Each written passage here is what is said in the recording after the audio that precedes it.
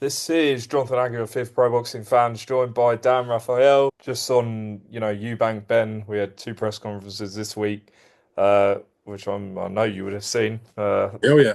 think everyone saw. But yeah, what do you make of the build up so far and the fight itself?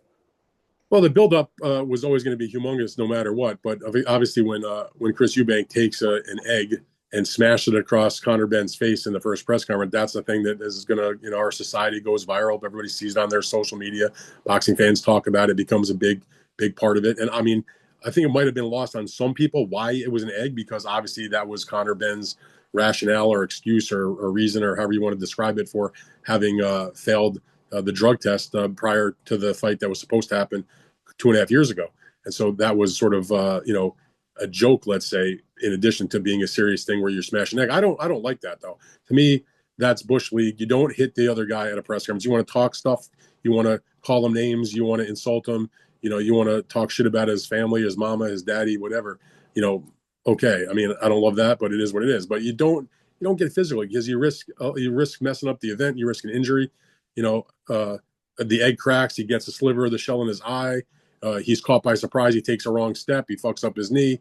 I mean, there's nothing good that can come about it, obviously.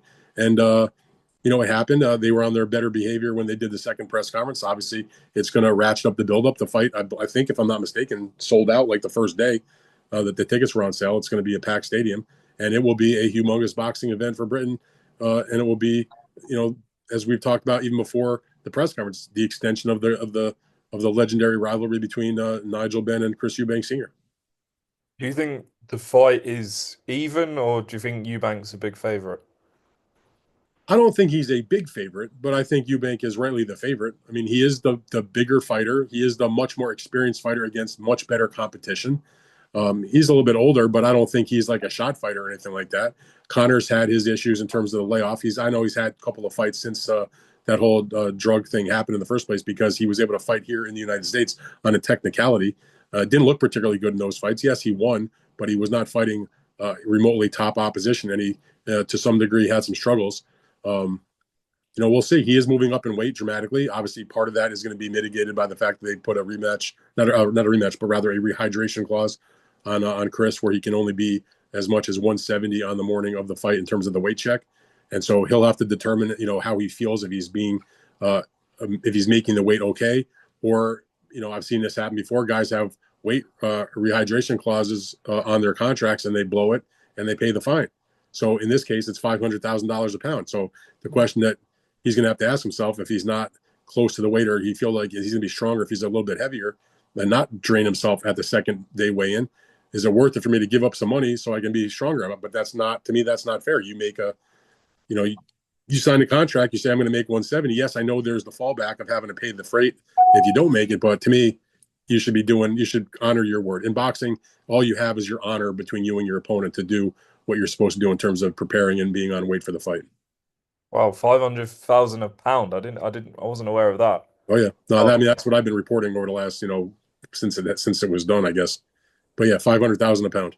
wow. Okay. So I'm guessing he won't look to come in much heavier than what he's allowed to. Just lastly on this fight, Ben said during the build-up this week that he's gonna fight Chris Eubank, come back down to win a title at welterweight. Do you believe him, or do you think, once the fight has gone up that much, there's no coming back? Well, I don't know if it's necessarily that he can't come back. It's that this is not just a one fight situation. This is a 2 fight contract. Mm. So regardless of what happens in the fight that will take place, in London, coming up, the winner of that fight and the loser of that fight are obligated to do another fight. When Turkey and the team has made the deal, as far as I understand, it was a 2 fight deal, kind of similar to what happened when they did the fight contracts when Tyson Fury and Alexander Usyk fought. It was a 2 fight contract, regardless of the outcome. It wasn't like, a lot of times in boxing, with a guy, one fighter has the right to the rematch, and it's up to him to exercise it if he loses it. In this particular case, it's an automatic 2 fight deal. So they'll have to go through the 2 fights. And after that, then whoever emerges from that, they can make that decision. Now, if you listen to what Turkey says, he's been saying that he wants the person that emerges from Ben and Eubank to be one of the 2026 opponents for Canelo Alvarez at super middleweight. Now, obviously, Chris has fought many fights at super middleweight and fought some of the better guys at super middleweight. That would seem to be like a kind of a reasonable opponent. Remember, before Canelo fought Edgar Berlanga, they had negotiated somewhat with Chris Eubank. He was really the only other boxer that was in the running for that fight before Berlanga and them settled and made the deal. In terms of Conor Benn, he's a welterweight who's had two junior middleweight fights, has never fought at the top level of either division. He's never won the British title, never won the European title, never won the Commonwealth title, never been in a major sanctioning body title fight or an eliminator or anything like that. And so to think that he could go from welterweight to junior middleweight fights against D level type of opposition, have fights against Eubank in the middleweight division, and then suddenly he's going to jump up to one of the best fighters in boxing. I mean, I'm a little dicey about that. Mm. Actually, just lastly, whilst you mentioned Canelo, obviously fighting William Skull May 3rd. Then it's Terence Crawford, providing he beats Skull. Location-wise, I think it was reported that it would be at the Allegiant Stadium. Do you think the fight would land there, or is it too early to say, given he's still got a fight to get past? I mean, I think that's something they'll probably look at, but I think it's a little bit too early to say. I mean, there have been other fights that have been sort of contemplated for Allegiant Stadium for one reason or another. Did not happen. One of the places they contemplated for, I believe it was, I can't remember if it was Fury Wilder 2 or Fury Wilder 3, was also Allegiant Stadium.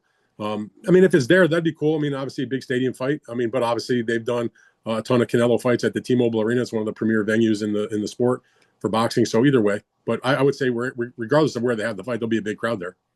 Yeah, for sure. Well, Dan, appreciate you jumping on with me on Pro Boxing Fans today, and I'll speak to you soon. All right, appreciate it, Jonathan. Always a pleasure.